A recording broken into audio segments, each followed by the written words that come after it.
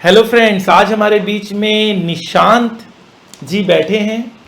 इनको मैं बहुत सालों से जानता हूँ। इनका इंटर क्लियर होते हुए मैंने देखा, फाइनल क्लियर होते हुए मैंने देखा। आज ये चार्टर्ड अकाउंटेंट है। खुशी तो तब होती है जब बच्चे अपने सब्जेक्ट में एग्जामिशन लेकर आएँ। इन्होंने फाइनेंस के सब्जेक्ट में एग्जामिशन सिक्योर किया, एसएफएम, एएफएम। और खुशी तब होती है जब बच्चा क्लास में पढ़ाए हुए टेक्निक्स, स्टॉक मार्केट की नॉलेज जो हम क्लास में देते हैं उसको अपना करियर बनाने का सोचे और बनाएं।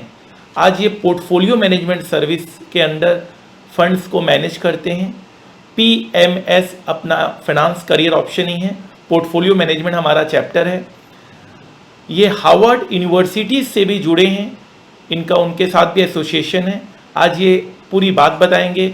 फर्स्ट स्टेप में बताइए कि क्लास कैसी लगी आपको। क्लास में जो हम आप लोगों को मोटिवेट करते थे, स्टॉक मार्केट की नॉलेज देते थे, जो हम क्लास में कॉन्सेप्ट देते थे, वो आपको कैसा लगा।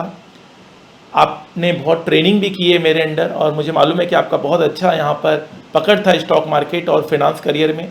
आगे चलकर आपने पीएमएस को ही क्यों चूज़ किया एज योर करियर गोल, और आप हार्वर्ड यूनिवर्सिटी के साथ कैसे जुड़े हैं ये भी बताइए। हेलो दोस्तों, मेरा नाम सी निशांत साहू है। सबसे पहले मैं बताना चाहूँगा, मैंने सेकेंडरी ट्रेनिंग करी है और सेकेंडरी मैंने सीखा है कि स्टॉक मार्केट में किस तरीके से काम किया जाए, आगे बढ़ा जाए, एंड हमारे कितने कितने कितने स्कोप्स हैं, उसमें कितने कैरियर बन सकते हैं। तो उसमें से एक पीएमएस सर ने क्लास में बताया था कि एक पीएमएस पोर्टफोलियो मैनेजर करके एक बंदा होता है जो कि फंड मैनेज करता है। तो मेरे को उसमें बहुत इंटरेस्ट आया। सर ने भी आगे गाइड किया हमें किस तरीके से इसमें आगे फील्ड में परस्यू करना चाहिए, आगे जाना चाहिए। तो करंटली मैं एक पीएमएस कंपनी है जो 1000 करोड़ का फंड संभालती है, उसके अंदर एज ए रिसर्च एनालिस्ट काम कर रहा हूँ। उसके अंदर मेरे को जो सर ने क्लास में बताया था, जो एक्चुअल रियल लाइफ में इस्तेमाल होता है, जो हमारे सब्जेक्ट्स में भी है, चैप्टर में भी है, पोर्टफोलियो मैनेजमेंट में किस तरीके से मैनेज किया जाता है, वो प्रॉपर अप्लाई होता है हमारी रियल लाइफ में भी। ऐसा नहीं है कि हम एएफएम पढ़ रहे हैं कि वो अप्लाई नहीं होता, वो भी अप्लाई होता है। ऐसा नहीं कि पूरा अप्लाई हो रहा है लेकिन वो काम आ रहा है, ऐसी बात नहीं है। वो जब तक हमारा बेस नहीं होगा तो वो काम ही नहीं आएगा। जैसे एक मैं आपको एग्जांपल देना चाहूँगा। रिसेंटली मैं एक कंपनी में रिसर्च कर रहा था, मैं उसका नाम नहीं डिस्क्लोज करूँगा। वो रीट है, वैसे रियल एस्टेट इन्वेस्टमेंट ट्रस्ट है। तो उसके बारे में मैं वो कर रहा था। उसकी वैल्यूएशन रिपोर्ट पढ़ी थी मैंने, जो अपनी कंपनीज की जो उसकी प्रॉपर्टीज है उसको वैल्यू कैसे करती है। तो उसके अंदर एक वो आता है, वैल्यू कैसे करते हैं, डिस्काउंट, जब डिस्काउंटेड कैश फ्लो पढ़ते हैं, वो उसी तरीके से करी थी। जब मैंने उसमें पढ़ा कि यार ये तो उसी तरीके से हो रहा है, एक्चुअल में रियल लाइफ में वो उसी तरीके से कैलकुलेशन हो रही है। जैसे कि 10 साल का कैश फ्लो ले लिया, 11वें साल को टर्मिनल वैल्यू पे लाके खड़ा कर दिया। मैं कह रहा हूँ अरे ये क्या हो रहा है, ये तो सामने हो रहा है। तो वो एक्चुअल में इस्तेमाल होता है। जब तक आपको पीछे का बेसिक ज्ञान नहीं है किताबों का, तो आप वहाँ पर जाके अप्लाई कर ही नहीं पाओगे। मैं आप कंटिन्यू करिए, मैं बीच में बोल रहा हूँ। हमारा चैप्टर का नाम है बिजनेस वैल्यूएशन।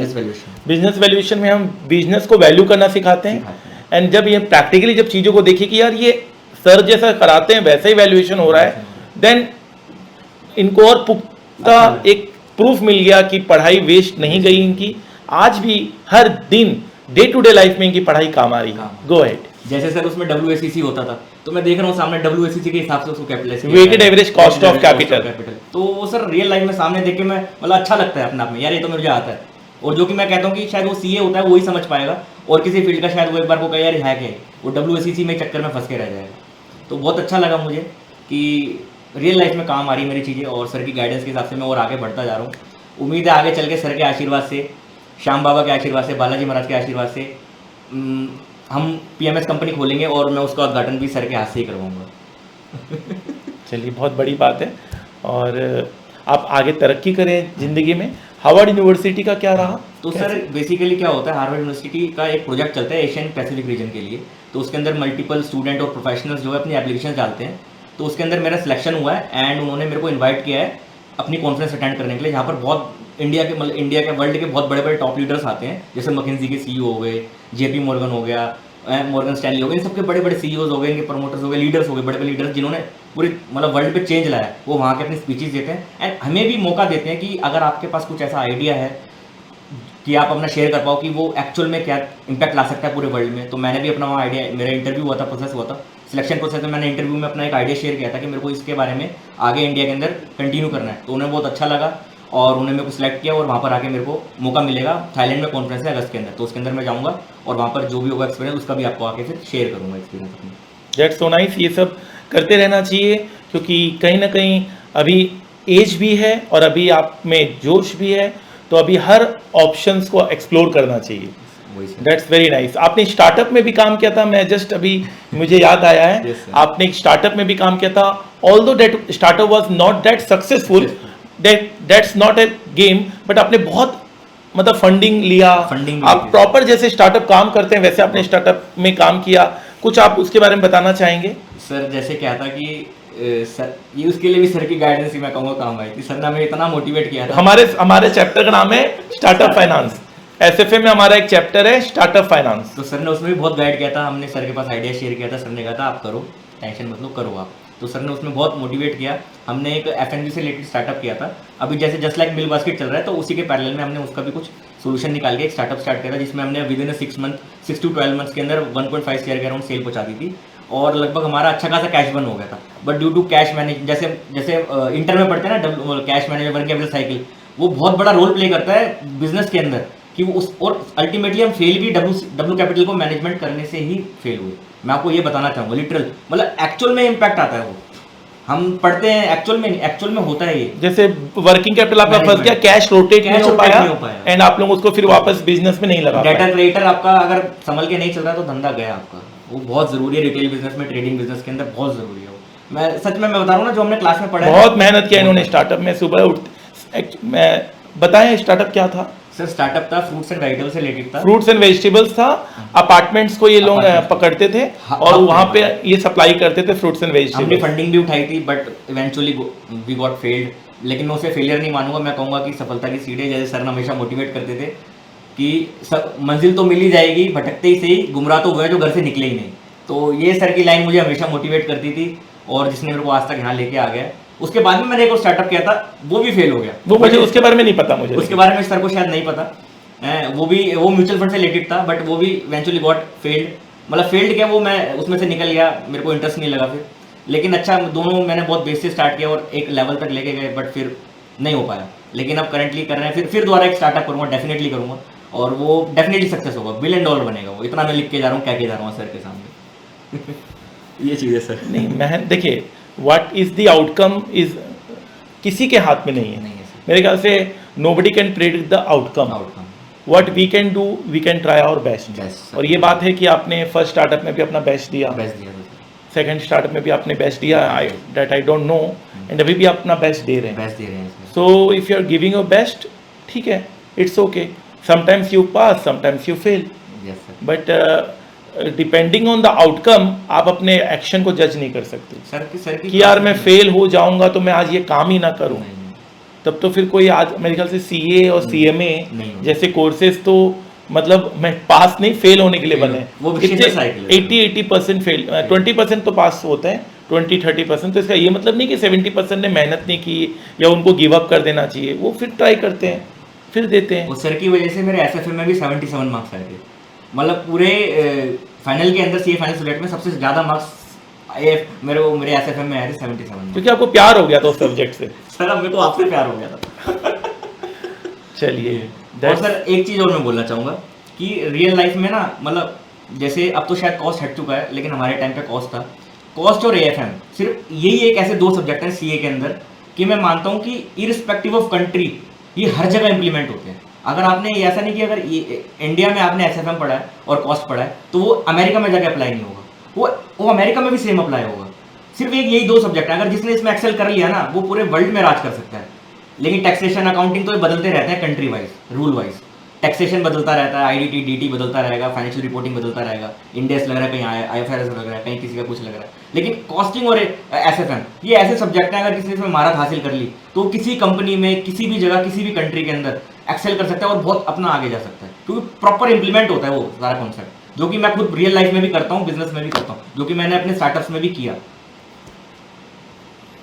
बहुत मतलब बहुत आपने अपने छोटी सी जर्नी ऑफ लाइफ में बहुत सारे उतार चढ़ाव रंगों को देख लिया है, ये मेरा मानना है.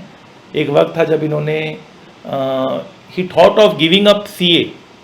ही थॉट मतलब nothing was happening in his life if I am not wrong, और he got to that point कि नहीं अब नहीं करना है. कुछ अटेम्प्ट भी लगे, मिस हो गए, and he overcome with all those difficulties. So ये भी एक तरह का एक हर पड़ाव को आपने एक बार देख लिया, मतलब अब आगे के रास्ते में आप बहुत संभल के और आपकी जो डिसीजन मेकिंग रहेगी वो ज़्यादा अच्छी रहेगी, मेरा मानना है। Yes, am I right? Yes sir, yes sir. अब सब कुछ देख लिया है आंखों के आगे इस छोटी सी एज में, तो ऐसा सर डर भी नहीं लगता कि अब अपना कोई जितनी मर्जी बड़े ऑब्स्टेकल हो, चैलेंज हो, मजा आता है अब करने में। अब मतलब ऐसा लगता है कि यार यही हो जाएगा। पहले डर लगता था शुरुआत करने में, अब डर नहीं लगता है। अब हो जाएगा, ये चीज़ है, हो जाएगा, अब हो जाएगा, कोई दिक्कत नहीं है। इस तरीके का एटीट्यूड आ गया अंदर, अब सब हो जाएगा। एंड मैं इनका हम्बल बैकग्राउंड भी कहना चाहूँगा। आई थिंक जब इतनी अच्छी बातें हो रही है तो ही belongs to a very very normal family जहाँ पे फाइनेंशियल क्रंच रहते हैं और जहाँ पर आपको सुविधाएं नहीं मिलती है। आई थिंक फ्लैट आपका जो घर भी था वो बहुत छोटा घर था। थोड़ा अपना बताइए, चाइल्डहुड बताइए, अपना उस स्ट्रगल को बताइए।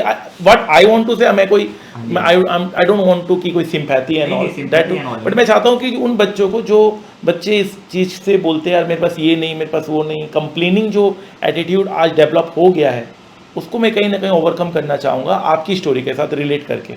सर अगर इस तरीके के मैं बताऊं तो मतलब मैं आपको क्या बताऊं कि ये तो शायद एक वैसी वाली बात हो जाएगी।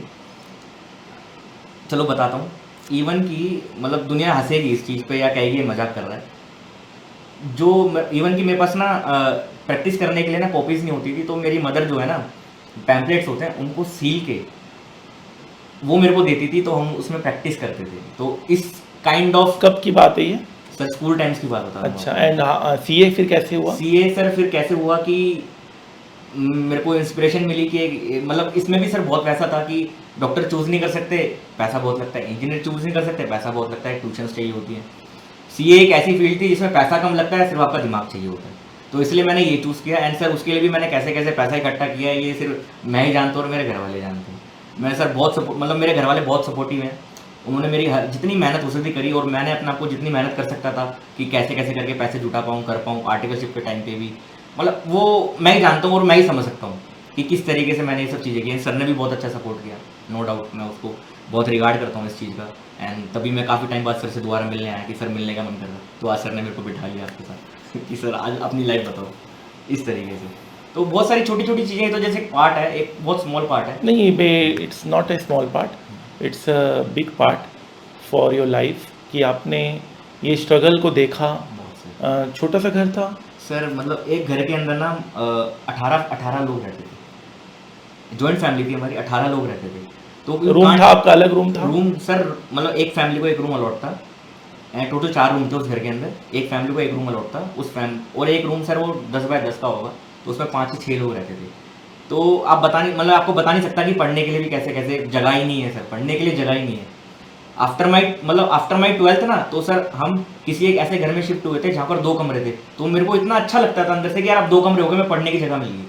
मतलब मैं आपको एक माइंडसेट बता रहा हूँ, उस तरीके का माइंडसेट वो मेरा था उस टाइम पे कि यार अब 2 कमरे हो गए तो मेरे को पढ़ने की जगह मिल गई, मेरे को टेंशन नहीं है। इस तरीके की चीज़ें थी। तो बस फिर ठीक है, फिर बाबा की कृपा है, वो उन्होंने जैसे जैसे करके रास्ते निकाले। आज उनकी दया से, उनकी कृपा से मैं तो कहूँगा कि बहुत अच्छा है, बहुत अच्छा है। बस क्या ही बोलूँ मैं, बाकी बहुत अच्छा है आज की डेट में ये। नहीं नहीं, मैं तो देखा हूँ, मैंने इनको देखा है, मैंने इनको देखा है। और ये इनको जब मेरी क्लास करते थे तो इनको फिर मैंने अपने हमारी जो कुछ रिसर्च होती थी या हम लोग कुछ भी हम लोग मतलब ऐसे कॉन्सेप्ट्स बनाते थे, तब मैं ये हमारे साथ हमेशा रहते थे और इनका काफ़ी समय हमारे साथ बीता है और तभी इतना क्लोजली इतना बात कर पा रहे हैं।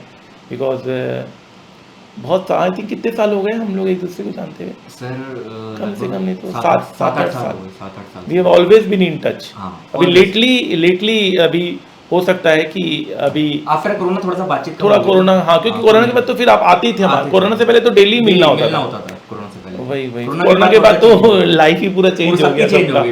फिर तो अब हमारे पास कोई सेटअप नहीं होता ऑफिस का भी कि बुला ले कर ले, तो अब सब ऑनलाइन ही हो गया है, मैक्सिमम काम सब ऑनलाइन हो गया सर। तो ये चीज़ है।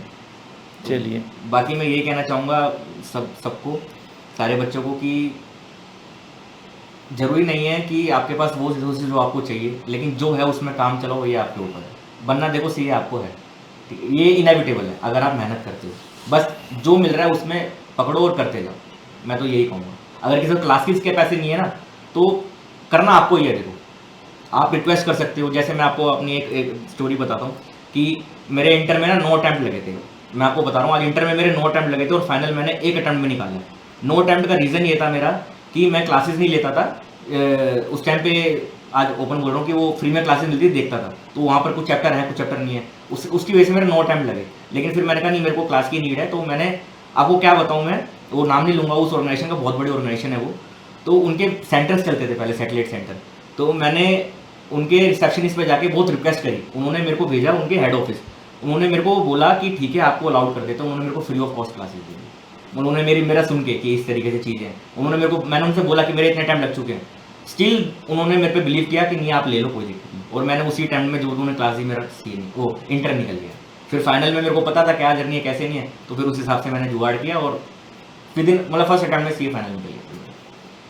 ये चीज़ थी सर, मतलब अपना रास्ते निकलते हैं, आप चलोगे अपना रास्ते निकलते हैं। मैं कहा चलो चलते हैं, किसी से रिक्वेस्ट ही करनी पड़ेगी ना क्लासेस के लिए, पैसा नहीं है तो क्या हो गया, रिक्वेस्ट तो कर ही सकते हैं, बाकी फिर भगवान रास्ते निकालते रहते हैं। आप कोशिश करोगे अपना रास्ते निकल जाते हैं, आप बस कोशिश करनी पड़ती है उसके लिए। चलिए चलिए, वही है, where there is a will there is a way. रास्ते निकलेंगे, रास्तों पे आप ही को चलना है। आपके पास एक रास्ता बंद होगा तो 10 रास्ता खुलेगा।